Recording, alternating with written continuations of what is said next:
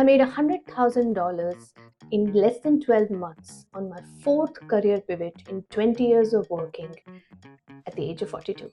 And no, I did not sell a course. I did not get into affiliate marketing. I did not do anything that respectful mothers of 10-year-old children should be doing. I simply did it with the simplest trick in the book. But before I get to that, here's some context for you.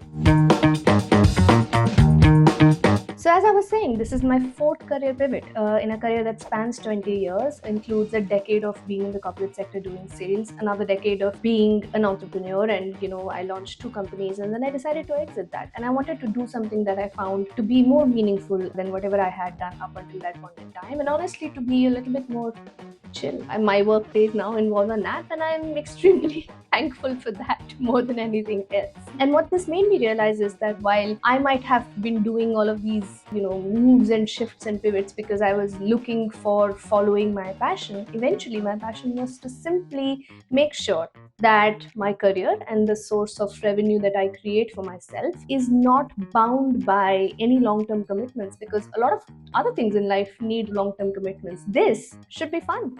So let's talk a little bit more about why pivoting your careers or changing the direction that your work life is taking in your 40s is the absolute best time to do it, and why it might just be the best next step for you.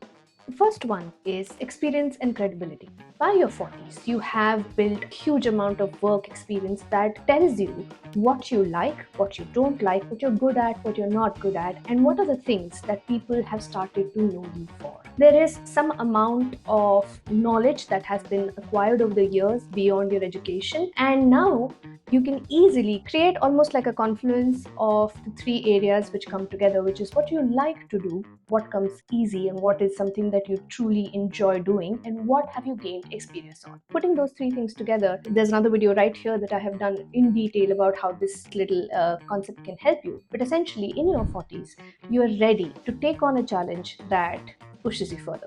And while it might not seem like it, but there is also a lot of clarity. You definitely know what you don't want to do, even if you're not very clear on what you really want to. There is also clarity in terms of what you want to expect from the world and what the world should expect of you. And there is also a little bit prioritization in terms of where your life sort of falls and sits right now, and what can you give, what you can't give. For instance, naps. Naps are important. They're part of my day. I love them. So you have some clarity on what you would want your life to look like. Another critical trait that has been built in that probably did not exist in your 20s and was just about getting there in your 30s is resilience. You have now gone through some ups and downs. There has been some shit that has hit the fan, and therefore you are more confident of how you will show up in situations or how you will handle things. You have resilience on your side.